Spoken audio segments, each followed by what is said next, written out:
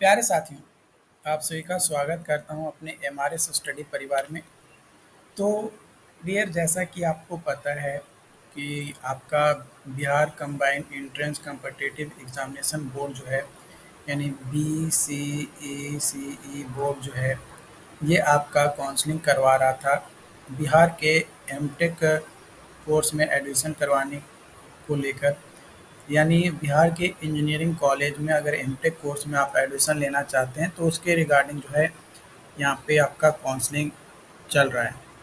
और ये काउंसलिंग आपका जो है 12 सितंबर से स्टार्ट है और 19 सितंबर तक आपका जो है ये काउंसलिंग आपका चलने वाला है। तो ये जो काउंसलिंग आपका यहाँ पे चलने वाला है यानी चल रहा है, इसमें कई सारे लोगों का सवाल आ रहा है। क्या सवाल आ रहा है, तो उन तमाम सवालों का जवाब यहाँ पे देने वाले हैं। जो पहला सवाल यहाँ पे पूछा जा रहा है, मेडिकल सर्टिफिकेट।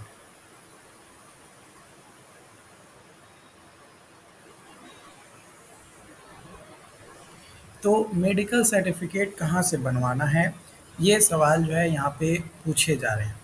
तो सिंपल है भाई, मेडिकल सर्टिफिकेट आप जिस भी डिस्ट्रिक्ट के हैं, है ना, आपके डिस्ट्रिक्ट में अस्पताल है ना, हॉस्पिटल होगा, तो डिस्ट्रिक्ट हॉस्पिटल से आपको जो है क्या करवाना है, अपना blood, urine, eyes normal checkup करवा के आप एक मेडिकल सर्टिफिकेट के फॉर्मेट पे जो वहाँ पे रजिस्ट्रार होता है ना, मतलब आप वहाँ पे जो रेजिडेंट होते हैं या जो मेडिकल ऑफिसर्स होते हैं, वो अलग अलग जगह पे अलग अलग नाम से वहाँ पे बोला जाता है, पुकारा जाता है।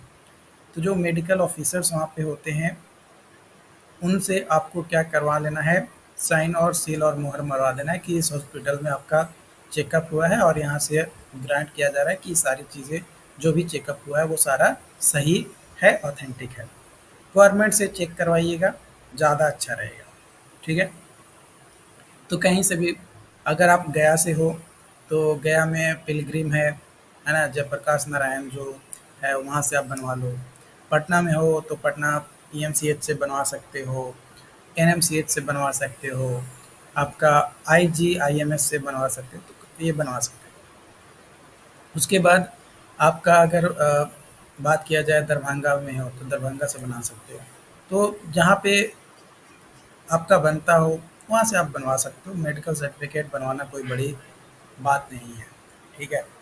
और दूसरा जो सवाल है ना, दूसरा सवाल है कि एमटेक में हमको कॉलेज तो मिल गया है ना, कॉलेज तो मिल गया, लेकिन उस कॉलेज में जाके एडमिशन कब करवाना है ना, कॉलेज में एडमिशन कब होगा।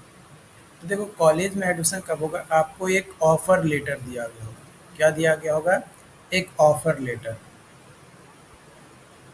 ठीक है। उस ऑफर लेटर में आपको ये दिया हुआ होगा कि रिपोर्ट कब करना है, यानी एडमिशन का आपका टाइमिंग दिया हुआ होगा कि कब जाकर जो है या कब से कब के बीच में आप जाकर जो है एडमिशन करवा सकते हैं। आपको 18 तारीख को जाना है कि 15 तारीख को जाना था कि 20 तारीख को जाना है, या फिर इस तरीके से डेट दिया हुआ होगा कि टिल, है ना, टिल 25 सितंबर। तो इस तरीके से भी हो सकता है कि आपको में डेट दिया जाए कि 25 सितंबर तक में आप कभी भी जाके एडमिशन करवा सकते हैं। तो ये आपके ऑफर लेटर, यानी जो लेटर वहाँ पे फाइनल जब आपको कॉलेज वगैरह अलॉट कर दिया गया होगा, तो एक तरीके से उसको अलॉटमेंट लेटर भी कर सकते हैं, है ना। ऑफर लेटर या अलॉटमेंट लेटर आपको जो है मिलेगा, जिसमें आपको कौन सा कॉलेज अलॉट किया गया, कौन सा ब्रांच अलॉट किया गया और कब तक आपको एडमिशन करवाने जाना है ना। ये तमाम इन्फॉर्मेशन जो है आपको वहाँ पे दिया हुआ होगा, तो उसके बेसिस पे आप अपना जाके जो है एडमिशन करवा सकते हैं। ठीक है। तो ये कुछ क्वेश्चंस थे यहाँ पे जो कि मैंने यहाँ पे बता दिया। और एक और क्वेश्चंस था, तीसरा क्वेश्चन जो कि फ्रीक्वेंटली पूछे जा रहे हैं, है ना। फ्रीक्वेंटली या रैपिडली जो है क्वेश्चन पूछा ही जा रहा है। 10 में से हर 5 लोगों का ये सवाल हमारे पास आता ही है। अगर 10 लोग अपना अपना सवाल पूछे हैं, तो उसमें से 5 लोग ऐसे होते हैं जो ये सवाल पूछते ही हैं। पूछते ये हैं कि सर, युवा से काउंसलिंग हो रहा है, फिर कैटेगरी का सीट कैसे भर जाता है ना? युवा से काउंसलिंग हो रहा है तो कैटेगरी का सीट कैसे भर जाता है? तो भाई जिसका यूआर में अगर मान कर चलो 600 रैंक है, तो उसका बीसी कैटेगरी में मान कर चलो 291 रैंक है।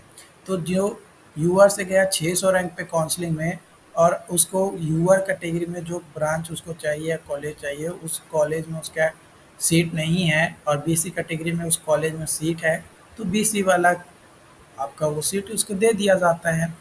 आपका काउंसलिंग भले ही यूआर रैंक के अनुसार हो रहा है, लेकिन जो बेनिफिट्स है वो आपका कैटेगरी का वहाँ पे दिया जा रहा है ना? कैटेगरी का जो बेनिफिट्स है वो आपका वहाँ पे दिया जा रहा है, उसमें कोई भी ज़्यादा इस तरीके की सोचने की नहीं है। इसी तरीके से हो सकता है कि यूआर में किसी का 300 है और एससी में जो है 30 है ना? तो उसको भी सेम कंडीशन, युवा से तो वो काउंसलिंग करवाने गया है, लेकिन उसका एससी कैटेगरी में भी रैंक है, तो वो एससी कैटेगरी में जो भी सीटें बची हुई हैं, उन सीटों पे वो एडमिशन लेने के लिए एलिजिबल है। इसमें कोई दो राय है ही नहीं, ज़्यादा इसमें सोचना है ही नहीं। ओके। इसके अलावा जो चौथा क्वेश्चंस है, चौथा क्वेश्चंस ये है कि सेकेंड राउंड कब होगा? सेकेंड राउंड कब होगा? तो देखो भाई, 19 सितंबर तक आपका जो है क्या है, काउंसलिंग है। यानी आपको कॉलेज अलॉट किया जाएगा 19 सितंबर तक। उसके बाद मान कर चलो 3 से 4 दिन, हाँ 4 दिन आप मान कर चलो, तो 20, 21, 22 और 23, है ना? 23 सितंबर तक आपको कॉलेज में फिजिकली जाके रिपोर्ट करके आपको जो है एडमिशन करवाना होगा। रिपोर्ट करके एडमिशन करवाना होगा। मैक्सिमम मैं 4 दिन लेके चल रहा हूँ, हो सकता है ज़्यादा भी हो, क्योंकि अब 19 तारीख को जिनको काउंसलिंग होगा उनके जो अलॉटमेंट लेटर हैं या जो ऑफर लेटर है उस पर ही डेट लिखा हुआ रहता है। तो मैं एवरेज मान के चल रहा हूँ 4 दिन। ठीक है, एवरेज 4 दिन आपका रहता है, कई बार वहाँ ज़्यादा भी रहता है, 1 सप्ताह भी रह सकता है। तो 4 दिन मैं लेकर चल रहा हूँ, तो 23 सितंबर, 23 सितंबर तक जो लोग एडमिशन करवाएंगे कॉलेज में, उसके बेसिस पे एक रिपोर्ट आएगा डिपार्टमेंट को कि जितना कॉलेज में अलॉट किया गया कैंडिडेट, क्या सभी ने एडमिशन करवाया, क्या सभी ने एडमिशन करवाया। अगर रिपोर्ट आया कि हाँ सभी ने एडमिशन करवा दिया, तो जो इन्होंने वैकेंट सीट रिपोर्ट दिया उसके हिसाब से ही उन्होंने जो है एक निकाल देंगे कि हाँ इस ब्रांच में सभी लोग एडमिशन ले लिए हैं, जितने भी लोगों को मैंने कॉलेज अलॉट किया है वो। और कुछ कॉलेज में रिपोर्ट आएगा कि नहीं, अभी कुछ लोग एडमिशन नहीं करवाए हैं, तो कितने लोग एडमिशन करवाए हैं वो लिस्ट, और कितने लोग नहीं करवाए हैं वो दोनों लिस्ट आएगा डिपार्टमेंट को, यानी बीसीसी बोर्ड को। अब उस लिस्ट के बेसिस पे एक नया सीट मैट्रिक्स तैयार होगा, है ना? जो जो भी कॉलेजेस हैं 10-12 कॉलेज जिसमें अलग अलग ब्रांचेज हैं, तो उसमें कितना सीटों पे एडमिशन लिया कैंडिडेट, कितने सीटों पे एडमिशन कैंडिडेट ने नहीं लिया। जो अभी 19 तारीख की काउंसलिंग के बाद जो बचेगा वो तो अलग, कॉलेज में जो एडमिशन करवाने जाना है एडमिशन कितने लोगों ने करवाया, कितने लोगों ने नहीं करवाया, तो उसके बेसिस पे एक रिपोर्ट आएगा और सेकेंड राउंड का सीट मैट्रिक्स तैयार किया जाएगा। और सेकेंड राउंड का सीट मैट्रिक्स तैयार करने के बाद आपको एक अनाउंसमेंट जारी किया जाएगा, एक नोटिस जारी किया जाएगा कि इतना तारीख से आपका जो है सेकेंड राउंड आयोजित कराया जा सकता है। उसके लिए जो लोग फर्स्ट राउंड में अपना परसेंटेज मार्क्स गलत फिल किए हैं वो लोग अपना मॉडिफाई कर सकते हैं इतना तारीख से इतना तारीख के बीच में, और सीट मैट्रिक्स इतना तारीख को जारी किया जाएगा, इतना तारीख से आपका काउंसलिंग स्टार्ट होगा।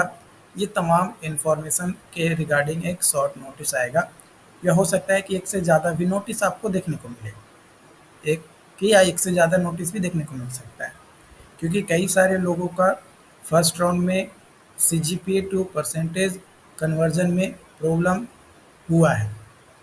ठीक है, तो उस चीज़ों को रिजॉल्व किया जाए। तो इन तमाम प्रोसेस में आप मान कर चलो तो 23 सितंबर से लेकर 3 अक्टूबर तक ये पूरा प्रोसेस आपका चलेगा, है ना? 23 सितंबर से 3 अक्टूबर तक ये पूरा प्रोसेस चलेगा। उसके बाद मान के चलो कि 4 अक्टूबर को, है ना? 4 अक्टूबर को आपको जो है सीट मैट्रिक्स का डिटेल्स आएगा। सीट मैट्रिक्स का डिटेल आएगा कि इतना सीट पे आपका जो है सेकेंड राउंड में आपका काउंसलिंग कराया जाएगा और इतना सीट अभी खाली है, उसके बेसिस पे आप एडिशन करवा सकते हो। तो ये जो डेट मैं लेकर चल रहा हूँ, ये मैं मैक्सिमम डेट लेकर चल रहा हूँ। हो सकता है कि 4 अक्टूबर से पहले भी आपको नोटिस आ जाए सेकेंड राउंड काउंसलिंग का, बट मैक्सिमम मैं बता रहा हूँ 4 अक्टूबर तक आपका सेकेंड राउंड काउंसलिंग का कब से होगा उसके रिगार्डिंग आपको नोटिस मिल जाएगा। 4 अक्टूबर तक मैं बोल रहा हूँ, 4 अक्टूबर तक, ध्यान रखिएगा, मेरी बातों को समझिए। 4 अक्टूबर तक, पहले भी आ सकता है, ठीक है, लेकिन मैक्सिमम 4 अक्टूबर तक आपका आ जाएगा। क्योंकि मेरे पास 2019 से अब तक का एक्सपीरियंस रहा है, उसके अनुभव के बेसिस पे मैं बात कर रहा हूँ। बाकी अब तो एक्चुअली डेट कब निकालना है, कब नहीं निकालना है, वो तो डिपार्टमेंट के ऊपर डिपेंड करता है ना? डिपार्टमेंट क्या चाहती है, क्या नहीं करना चाहती है, उसके ऊपर डिपेंड करता है ना? मैं उसमें तो ज़्यादा कुछ कर नहीं सकता। तो ये जो 4 क्वेश्चंस थे, इन 4 क्वेश्चंस को मैंने आपके साथ डील किया। इन चारों सवालों का जवाब भी मैंने दिया। अगर फिर भी कोई डाउट्स रहता है तो आप हमें बताइए। और हमारा व्हाट्सएप नंबर है 7488414543।